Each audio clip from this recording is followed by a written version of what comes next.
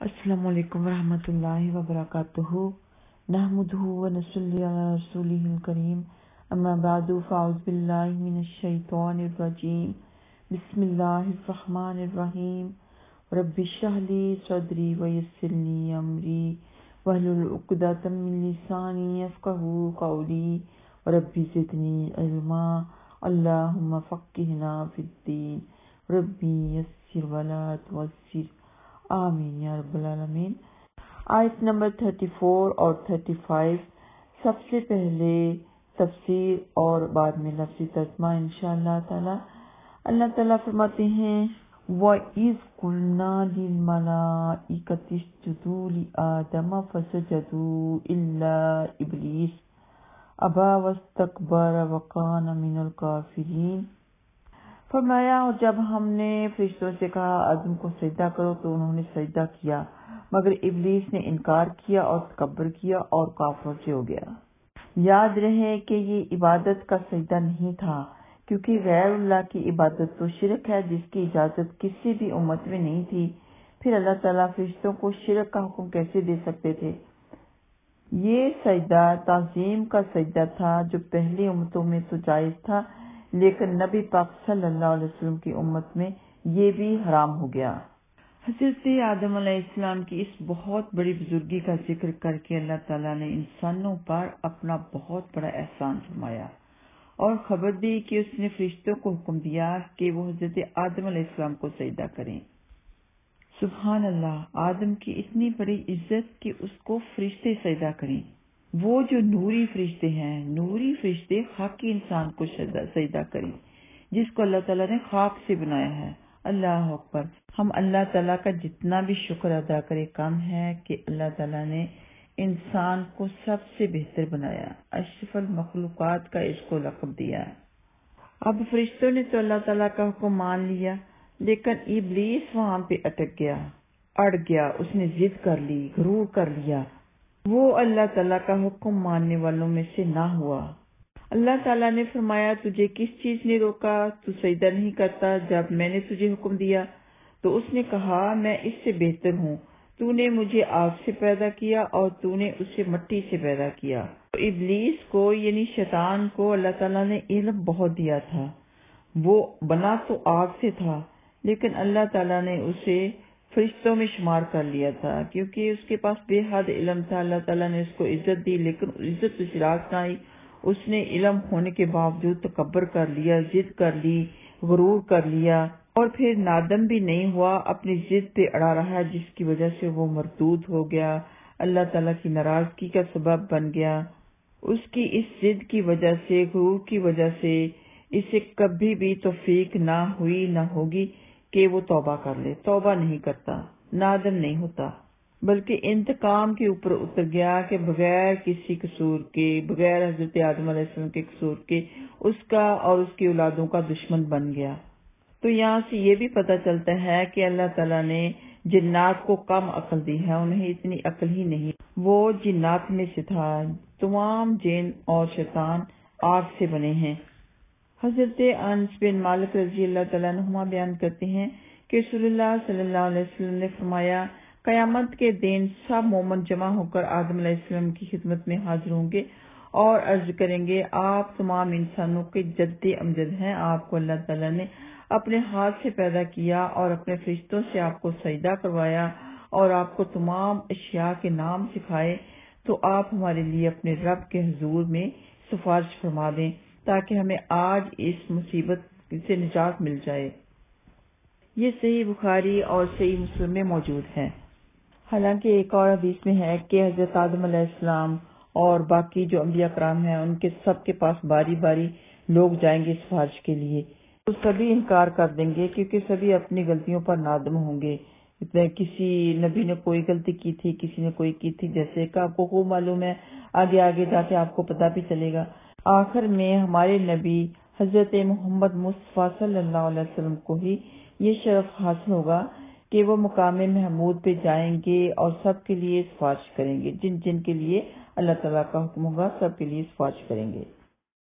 سجدے کے بارے میں ایک بہت اہم حدیث ہے جو آپ کو بتاتی ہوں کہ حضرت ابو ہریرہ رضی اللہ تعالیٰ عنہ سے روایت ہے کہ رسول اللہ صلی اللہ علیہ وسلم نے فرمایا، جب آدم کا بیٹا سجدہ کی آیت تلاوت کرتا ہے اور پھر سجدہ کرتا ہے تو شیطان ایک طرف ہو کر رونے لگتا ہے اور کہتا ہے، ہائے افسوس، ابن آدم کو سجدہ کرنے کا حکم ہوا تو اس نے سجدہ کر لیا، اس لیے اسے جنت ملے گی۔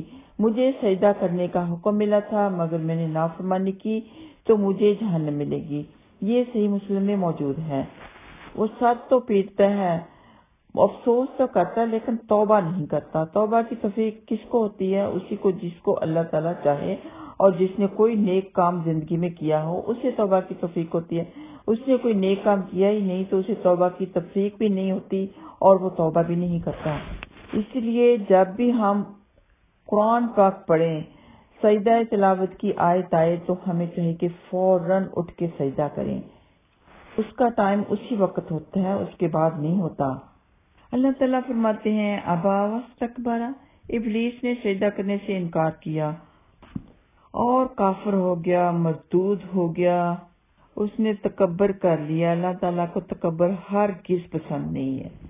تکبر ایسی چیز ہے کہ جس کی وجہ سے تمام اعمال برباد ہو جاتے ہیں۔ اس کے بارے میں حدیث ہے کہ نبی پاک صلی اللہ علیہ وسلم نے فرمایا، جس کے دل میں رائی کے دانے کے برابر بھی تکبر ہوگا وہ جنت میں داخل نہیں ہوگا۔ یہ صحیح مسلم میں موجود ہے۔ عزت اور تکبر یہ اللہ تعالیٰ کا ہی عذار ہے، اللہ تعالیٰ کا حق ہے، یہ صرف اللہ تعالیٰ کی ہی صفات ہیں۔ یہ کسی انسان میں، کسی جن میں، کسی بھی چیز میں یہ کوئی چیز آئے گی تو اللہ تعالیٰ اسے مردود کر دیں گے، اسے رسوا ذلیل کر دیں گے، اس پر عذاب الہی ہوگا، اللہ تعالیٰ کا غصہ ہوگا، جس کے بارے میں حدیث ہے کہ نبی پاک صلی اللہ علیہ وسلم نے فرمایا، عزت اللہ کا عذار ہے اور کبریائی اس کی چادر، اور اللہ تعالیٰ فرماتا ہے، جو شخص ان دونوں میں سے کسی کو بھی مجھ سے چھینے گا میں اسے عذاب میں مبتلا کر دوں گا۔ اور عرب ملک میں جو متکبر لوگ ہوا کرتے تھے، اپنا جو کپڑا تھا، تہبند تھی یا کرتا تھا، کچھ بھی تھا، اس کو بہت لمبا رکھتے کہ زمین سے گھستا ہوا چلا جاتا۔ اور ہمارے ملک میں بھی کچھ ایسے لوگ ہیں جو کہ ان پڑھ جاہل ہیں، وہ اپنے تہبند کو لمبا رکھتے ہیں اور زمین سے گھسیٹ کے چلتے ہیں، اور وہ اس طرح چلتے، بڑے تکبر کے ساتھ چلتے۔ تو اس کے بارے میں بھی حدیث ہے کہ مرد حضرات اپنے گھٹنوں کو ننگا رکھیں تاکہ وہ متکبر لوگوں میں ان کا شمار نہ ہو جائے، نماز میں بھی، نماز کے علاوہ بھی۔ تو صحیح بخاری کی اس کے بارے میں حدیث ہے کہ نبی پاک صلی اللہ علیہ وسلم نے فرمایا، جبکہ ایک شخص اپنا تہبند گھسیٹتا ہوا جا رہا تھا، فرمایا نبی پاک صلی اللہ علیہ وسلم نے کہ اللہ تعالیٰ نے اسے زمین میں دھنسا دیا اور وہ تا قیامت زمین میں دھنستا چلا جائے گا۔ اللہ تعالیٰ کو اس کا تکبر اتنا ناگوار گزرا۔ تو آگے اللہ تعالیٰ فرماتے ہیں آیت نمبر 35 میں، وَقُلْنَا يَا آدَمُ اسْكُنْ أَنْتَ وَزَوْجُكَ الْجَنَّةَ وَكُلَا مِنْهَا رَغَدًا حَيْثُ شِئْتُمَا وَلَا تَقْرَبَا هَٰذِهِ الشَّجَرَةَ فَتَكُونَا مِنَ الظَّالِمِينَ۔ اور ہم نے کہا، اے آدم، تو اور تیری بیوی جنت میں رہو اور دونوں اس میں سے کھاؤ پیو، جہاں چاہو جاؤ، اور تم دونوں اس درخت کے قریب نہ جانا ورنہ تم دونوں ظالموں سے ہو جاؤ گے۔ اللہ تعالیٰ نے آدم کو پیدا کیا، ان کو عزت دی اور پھر ان کی بیوی کو ان کی پسلی سے پیدا کیا تاکہ آدم ان کے ذریعے سکون حاصل کریں، اور اللہ تعالیٰ نے اپنی نعمت ان پر تمام کر دی کہ دونوں کو حکم دیا کہ جنت میں رہیں، پھریں، چلیں، جو مرضی کریں اور اس کی نعمتوں سے لطف اندوز ہوں۔ جنت میں نہ بھوک لگے گی، نہ تو ننگا ہوگا، نہ پیاسا ہوگا، نہ دھوپ کھائے گا۔ تو تمام کی تمام نعمتیں جنت میں ہی تھیں۔ فرمایا ساری عیش کرو لیکن میرے یہ حکم مانو کہ اس درخت کے قریب نہ جانا ورنہ تم ظالموں سے ہو جاؤ گے، میرا کہا نہیں مانو گے تو ظالموں سے ہو جاؤ گے۔ تو اس آیت میں ہمیں یہ بھی پتہ چلا کہ اللہ تعالیٰ نے آدم علیہ السلام کے لیے ان کی بیوی کو ان کی پسلی سے پیدا کیا کہ وہ سکون حاصل کریں، ان کے ساتھ باتیں کر سکیں، ان کے ساتھ چل پھر سکیں۔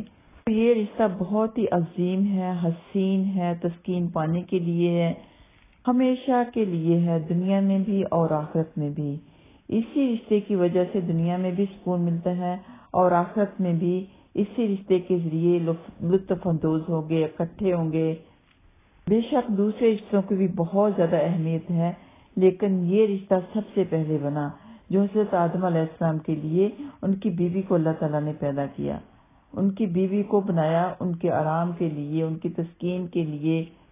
صحیح مسلم کی حدیث ہے کہ حضرت ابو ہریرہ رضی اللہ تعالیٰ عنہما بیان کرتے ہیں کہ رسول اللہ صلی اللہ علیہ وسلم نے فرمایا، عورتوں سے حسن سلوک کی نصیحت قبول کرو، کیونکہ وہ پسلی سے پیدا کی گئی ہیں اور سب سے ٹیڑھی پسلی وہ ہے جو سب سے اوپر والی ہے۔ اگر تو اسے سیدھا کرنا چاہے گا تو اسے توڑ بیٹھے گا، اور اگر اسے چھوڑ دے گا تو ٹیڑھی رہے گی۔ اس لیے عورتوں سے حسن سلوک کی نصیحت قبول کرو۔ یہ صحیح بخاری میں موجود ہے۔ بہترین دن جس میں سورج طلوع ہوا جمعہ کا دن ہے، اسی دن آدم علیہ السلام کو پیدا کیا گیا، اسی دن انہیں جنت میں داخل کیا گیا اور اسی دن انہیں جنت سے نکالا گیا۔ یہ صحیح مسلم میں موجود ہے۔ تو ان آیات سے ہم نے یہ نصیحت حاصل کرنی ہے کہ اللہ تعالیٰ کا کوئی بھی حکم ہے ہم نے ماننا ہے، ہر حالت میں ماننا ہے، کوئی بھی اس کے اوپر سوال نہیں اٹھانا، سمیعنا و اطعنا کہنا ہے۔ جو کوئی بھی نبی پاک صلی اللہ علیہ وسلم کا حکم ہو، جو کوئی بھی اللہ تعالیٰ کا حکم ہو، اور اس کے علاوہ ہم نے تکبر نہیں کرنا۔ تکبر کرنے والوں کا بہت برا انجام ہوتا ہے۔ اور اللہ تعالیٰ کا شکر ادا کرنا ہے کہ اللہ تعالیٰ نے انسان کو، بنی آدم کو، آدم علیہ السلام کو بہت بڑے شرف سے نوازا کہ اسے اشرف المخلوقات بنا دیا۔ اس میں وہ طاقت ہے جو دنیا کی کسی جاندار چیز میں نہیں ہے، اس میں وہ عقل ہے جو دنیا کی کسی جاندار چیز میں نہیں ہے، نہ جنات میں نہ کسی اور چیز میں، عقل میں بھی، طاقت میں بھی، اور باقی بہت سی چیزوں میں بھی سب سے افضل ہے۔ انسان بہت بڑے بڑے کام کرتا ہے جو کہ دوسری چیز نہیں کر سکتی۔ وہ مٹی سے بنا ہوا انسان جس کو شیطان نے حقیر سمجھا، اس کو اللہ تعالیٰ نے اتنی طاقت دی، اتنی عقل دی کہ وہ اس کے ذریعے سے ہوا میں اڑ سکتا ہے، پانی میں تیر سکتا ہے، بہت بڑی بڑی چیزیں، ہیوی چیزیں ہوا میں اڑ سکتی ہیں، پانی میں تیر سکتی ہیں۔ زمین سے پھل فروٹ اناج اگانے کا طریقہ صرف انسان کو ہی آتا ہے، کسی اور چیز کو نہیں آتا۔ اس کے علاوہ بھی اور بہت سے کام ہیں کہ اگر آپ گننے بیٹھ جائیں کہ جو اللہ تعالیٰ نے انسان کو سکھائے ہیں وہ کسی اور چیز کو نہیں سکھائے۔ تو آئیے آتے ہیں لفظی ترجمے کی طرف انشاءاللہ تعالیٰ۔ وَإِذْ اور جب قُلْنَا ہم نے کہا لِلْمَلَائِكَةِ فرشتوں سے یا فرشتوں کے لیے، یہاں پہ ہم موقع کے لحاظ سے کہیں گے۔ یہ جو شروع میں لام زیر لی ہے اس کا مطلب ہے لیے، لیکن کبھی موقع کے لحاظ سے یا کو کہنا پڑتا ہے۔ یہاں پہ کہیں گے للملائکۃ فرشتوں سے، اسجدو سب سجدہ کرو، تم سب سجدہ کرو، لآدم آدم کو، یا آدم کے لیے بھی کہہ سکتے ہیں لیکن یہاں پہ زیادہ بہتر ہے آدم کو کہیں۔ فسجدو تو سب نے سجدہ کیا، الا سوائے ابلیس، ابلیس کے، ابا اس نے انکار کیا، واستکبر اور تکبر کیا، وکانا اور وہ ہو گیا، اس کا مطلب تھا بھی ہے لیکن یہاں پہ ہم ہو گیا کریں گے، وکانا اور وہ ہو گیا، من الکافرین کافروں سے۔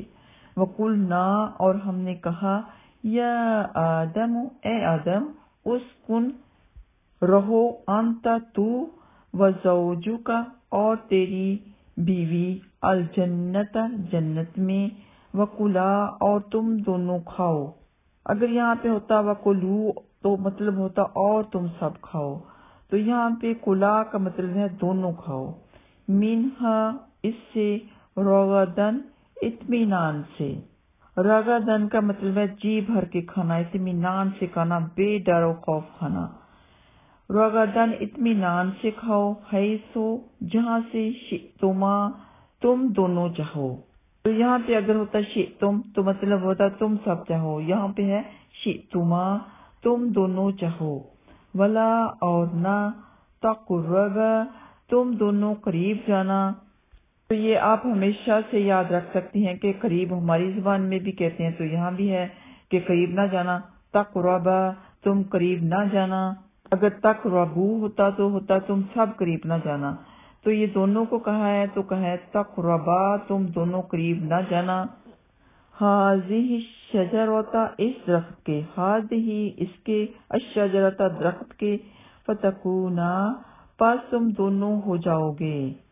تو یہاں پر بھی اگر ہوتا فتکونو تو ہوتا تم سب ہو جاؤ گے، تو یہاں پہ ہے تم دونوں ہو جاؤ گے، من الظالمین سب ظالموں سے۔